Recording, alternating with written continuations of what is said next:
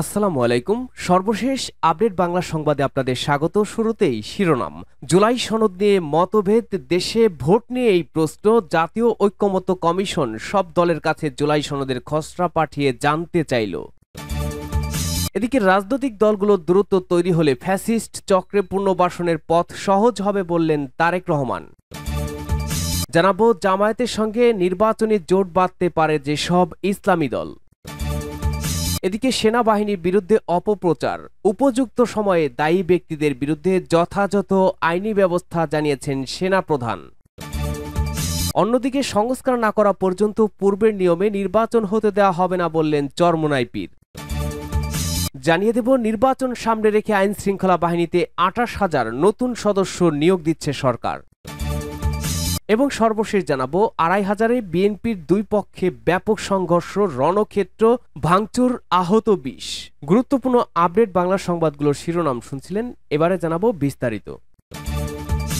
জুলাই সনদ নিয়ে মতভেদ, দেশে ভোট নিয়েই প্রশ্ন। জাতীয় ঐক্যমত্য কমিশন সব দলের কাছে জুলাই সনদের খসড়া পাঠিয়ে জানতে চেয়েছে। চলতি সপ্তাহেই দেশে জাতীয় সংসদ নির্বাচনের রোডম্যাপ ঘোষণা করতে পারে নির্বাচন কমিশন ইসি। তবে ইসির প্রস্তুতি সম্পূর্ণ হলেও জুলাই সনদের আইনি ভিত্তি ও বাস্তবায়ন নিয়ে এখনও মতবিরোধ কাটাতে পারেনি রাজনৈতিক দলগুলি। জামায়াতে ইসলামী, নাগরিক পার্টি, এনসিপি, ইসলামী আন্দোলন সহ দলগুলি চাইছে নির্বাচনের আগেই গণভোটের মাধ্যমে জুলাই সনদের বাস্তবায়ন। অন্যদিকে বিএনপি ও তাদের সমমনা দলগুলোর যুক্তি, সাংবিধানিক বিষয়গুলি নির্বাচনের পরে জাতীয় সংসদের মাধ্যমে বাস্তবায়িত হলে তার আইনি ভিত্তি মজবুত হবে।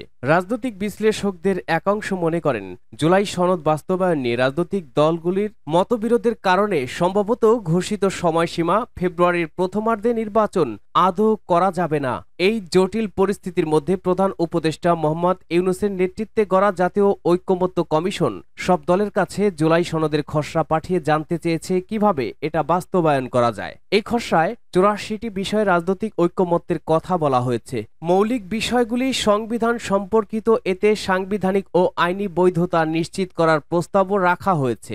সনদে রয়েছে ৮টি অঙ্গীকারনামা, তবে কিভাবে তার বাস্তবায়ন হবে স্পষ্ট উল্লেখ নেই। বিএনপির তরফে ইতিমধ্যেই বলা হয়েছে, জুলাই সনদের চূড়ান্ত খসড়ায় কিছু বিষয়ে অসামঞ্জস্য রয়েছে এবং কিছু বিষয় যথাযথভাবে উপস্থাপিত হয়নি। বিএনপির স্থায়ী কমিটির সদস্য সালাউদ্দিন আহমেদ অসামঞ্জস্যর বিষয়টি সামনে এনে জানিয়েছেন, তারা এ বিষয়ে শীঘ্রই মতামত জানাবেন। বিএনপির স্থায়ী কমিটির অন্য সদস্য ইকবাল হাসান মাহমুদ টুকু বলেন, ঐক্যের স্বার্থে বিএনপি জুলাই সনদে অনেক ছাড় দিয়েছে এবং সহযোগিতা করেছে। বাস্তবায়ন করা এখন সরকারের দায়িত্ব। তার সংযোজন সনদকে সাংবিধানিক রূপ দিতে হলে সংসদে যেতে হবে। এনসিপি সদস্য সচিব আক্তার হোসেন এ সময়কে বলেন, জুলাই সনদকে অন্তর্বর্তী সরকারের সময় কার্যকর করতে হবে, তাকে আইনি ভিত্তি দিতে হবে। জুলাই সনদের ভিত্তিতে আগামী জাতীয় নির্বাচন হতে হবে। জুলাই সনদ বাস্তবায়নে গণপরিষদ নির্বাচনের দাবিতে শনিবার আলোচনা সভা করেছে এনসিপি। সভায় বলা হয়েছে, নতুন সংবিধানের দাবি পাশ কাটানো চলবে না। সামনে যে নির্বাচন হবে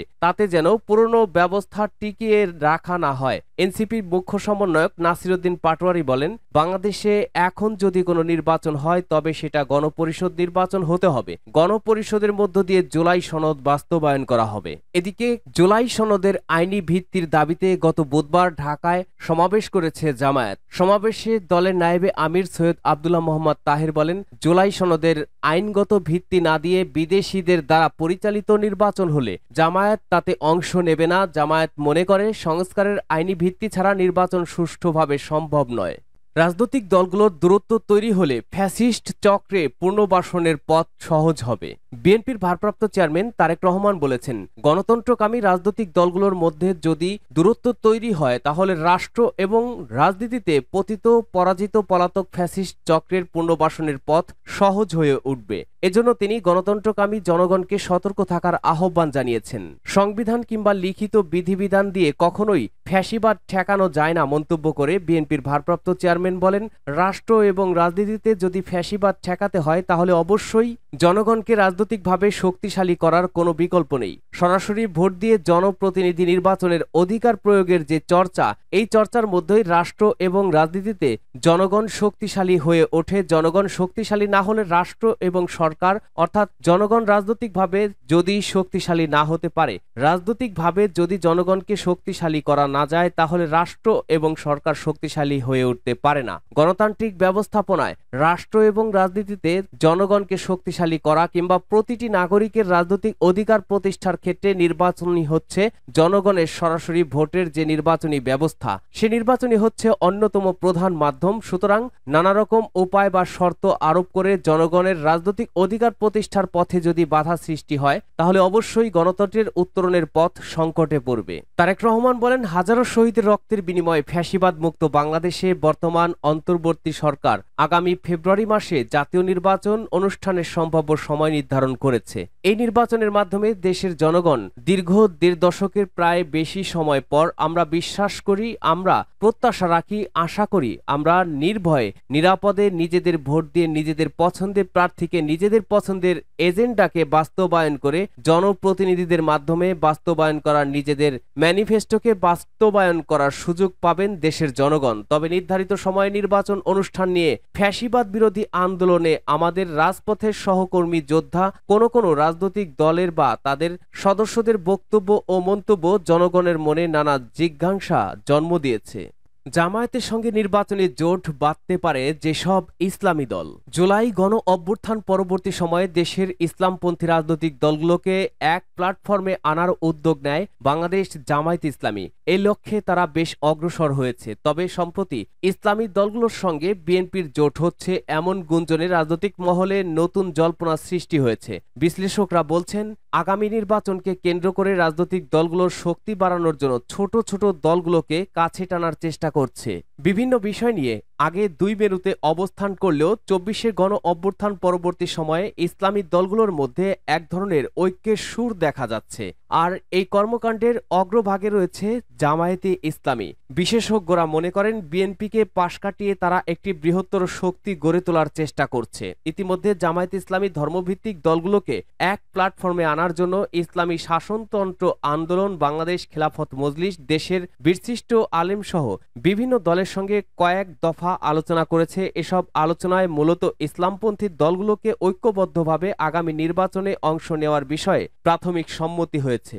সূত্রের খবর, ইসলামপন্থী রাজনৈতিক দলগুলোর সঙ্গে নির্বাচনী সমঝোতা গড়ে ত্রয়োদশ জাতীয় সংসদ নির্বাচনে অংশ নিতে চায় জামায়াত ইসলামী। সেক্ষেত্রে প্রতিটি আসনে একজন প্রার্থী দেওয়ার বিষয়ে সমঝোতার চেষ্টা চলছে। এ নিয়ে ইসলামী আন্দোলন সহ 6 দলের সঙ্গে আলোচনা করেছে জামায়াত। তবে ইসলামী ঐক্যজোট ও খেলাফত আন্দোলন এককভাবে নির্বাচন করবে কিনা তা এখনো পরিষ্কার নয়। পাশাপাশি ইসলামপন্থী একটি জোট বিএনপির সঙ্গেও সমঝোতায় যেতে পারে বলে আলোচনা আছে।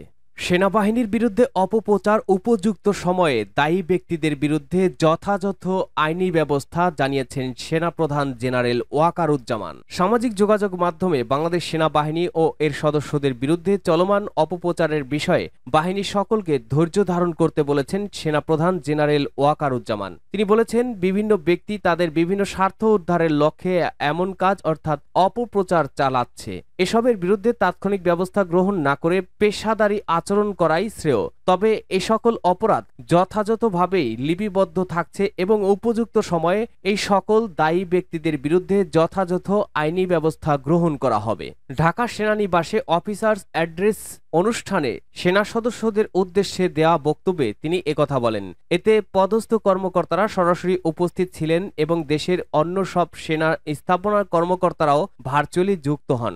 অনুষ্ঠানে প্রথম অংশে সেনাপ্রধান সকল সেনানিবাস ও জাতির মিশনে মোতায়েন সেনা কর্মকর্তাদের উদ্দেশ্যে প্রায় 38 মিনিট বক্তব্য রাখেন। দ্বিতীয় অংশে প্রায় 1 ঘন্টা কর্মকর্তাদের প্রশ্নের উত্তর দেন। সেনা সদস্যদের উদ্দেশ্যে ওয়াকারুজ্জামান বলেন, দেশের মানুষ এখন সেনা সদস্যদের দিকে তাকিয়ে রয়েছে। তোমরাই দেশের ভবিষ্যৎ, তাই দেশপ্রেমে উদ্বুদ্ধ হতে হবে এবং বাহিনীর চেইন অব কমান্ড অক্ষুণ্ণ রাখতে হবে। তিনি উল্লেখ করেন, এই ঐতিহাসিক ভূমিকার জন্য বাংলাদেশের মানুষ সেনাবাহিনী ও এর প্রত্যেক সদস্যের প্রতি সবসময় কৃতজ্ঞ থাকবে। এ সময় বেশ কিছু বিষয়ে আলোচনা করেন, যার মধ্যে সেনা সদস্য কর্তৃক সংগঠিত বিভিন্ন অপরাধমূলক কার্যক্রম নিয়ে সামাজিক যোগাযোগ মাধ্যমে অযাচিত প্রচারণার বিষয়ে তিনি বলেছেন, প্রচলিত সেনা আইন ও প্রথা অনুযায়ী সেনা সদস্যবৃন্দ কর্তৃক সংগঠিত সকল অন্যায়ের বিচার হয়ে থাকে। তবে সকলকে মনে রাখতে হবে, অপ্রতুল প্রমাণের ভিত্তিতে অপ্রয়োজনীয় দ্রুততার সাথে বিচার করলে তা ভুল হওয়ার সম্ভাবনা থাকে। তাই প্রয়োজনীয় সময় নিয়ে যথাযথ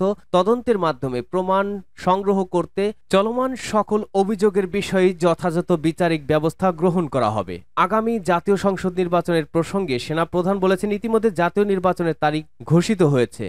সংস্কার না করা পর্যন্ত পূর্বের নিয়মে নির্বাচন হতে দেওয়া হবে না বলেছেন পীর সাহেব চরমোনাই। দেশ যখন আগুনের মতো জ্বলছিল, তখন ছাত্র জনতা রাজপথে নেমে এসেছিল অন্যায়, খুন খারাপি ও বৈষম্য থেকে দেশকে মুক্ত করার জন্য। তারা রক্ত দিয়ে দেশকে উদ্ধার করেছে। যদি কোনো অশুভ চক্র চাপ প্রয়োগ করে প্রধান উপদেষ্টাকে সংস্কারের আগে নির্বাচন ঘোষণা দিতে বাধ্য করে, তাহলে আমরা পরিষ্কার বলছি, আমরা ছাত্র জনতা কিন্তু রাজপথে আছি, রাজপথ ছাড়ি নাই। যতদিন পর্যন্ত দেশের আইন শৃঙ্খলা সুন্দর না হবে, কাঙ্ক্ষিত সংস্কার না হবে, বিচার দৃশ্যমান না হবে, ততক্ষণ পর্যন্ত বাংলার জমিনে পূর্বের নিয়মে নির্বাচন হতে পারে না, হতে দেওয়া হবে না। গতকাল মঙ্গলবার বিকেলে জাতীয় মসজিদ বাইতুল মোকাররমে অনুষ্ঠিত জুলাই সনদের আইনি ভিত্তি প্রদান, আইন শৃঙ্খলা পরিস্থিতি নিয়ন্ত্রণ এবং পিয়ার পদ্ধতিতে জাতীয় নির্বাচনের দাবিতে আয়োজিত সমাবেশে পীর সাহেব চরমোনাই এসব কথা বলেন। নির্বাচন সামনে রেখে আইন শৃঙ্খলা বাহিনীতে ২৮,০০০ নতুন সদস্য নিয়োগ দিচ্ছে সরকার। আসন্ন নির্বাচন সামনে রেখে আইন শৃঙ্খলা রক্ষাকারী বাহিনীতে নতুন ২৮,০০০ সদস্য নিয়োগ দিচ্ছে সরকার। সোমবার বিকেলে আইন শৃঙ্খলা সংক্রান্ত উপদেষ্টা পরিষদ কমিটির বৈঠক শেষে এই তথ্য জানিয়েছিলেন স্বরাষ্ট্র উপদেষ্টা লেফটেন্যান্ট জেনারেল অবসরপ্রাপ্ত জাহাঙ্গীর আলম চৌধুরী। তিনি বলেছিলেন, নির্বাচনের আগে পুলিশ বাহিনীতে কনস্টেবল থেকে উপপরিদর্শক এসআই পদমর্যাদার ১৫,৮৫১, বর্ডার গার্ড বাংলাদেশে বিজিবি ৪,৪৬৯, আনসার ৫,৫৫১ ও কোস্টগার্ড ৬৩৪, কারারক্ষী ১,৫৫৮ এবং ফায়ার সার্ভিসে ২০৮ জন নিয়োগ দেওয়া হয়েছে। কিছু নতুন পদ সৃষ্টি এবং কিছু শূন্য পদ পূরণ করা হয়েছে। ২৫০০-এ বিএনপির দুই পক্ষের সংঘর্ষে আহত ২০, ব্যাপক ভাঙচুর। নারায়ণগঞ্জের ২৫০০-এ বিএনপির দুই পক্ষের মধ্যে ব্যাপক সংঘর্ষ হয়েছে। সংঘর্ষের সময় গোটা এলাকার রণক্ষেত্রে পরিণত হয়। আতঙ্ক ছড়িয়ে পড়ে আশপাশের কয়েক গ্রামের মধ্যে। এতে নারী ও শিশুসহ অন্তত ২০ জন আহত হয়েছে। সংঘর্ষের জের ধরে ব্যাপক ঘরবাড়ি ভাঙচুর ও লুটপাটের ঘটনা ঘটেছে। গতকাল সকাল ৮টা থেকে দুপুর পর্যন্ত থেমে থেমে খাক্কান্দা ইউনিয়নের বাহেরচর ও কাকাইলমোড়া গ্রামে এই সংঘর্ষের ঘটনা ঘটে।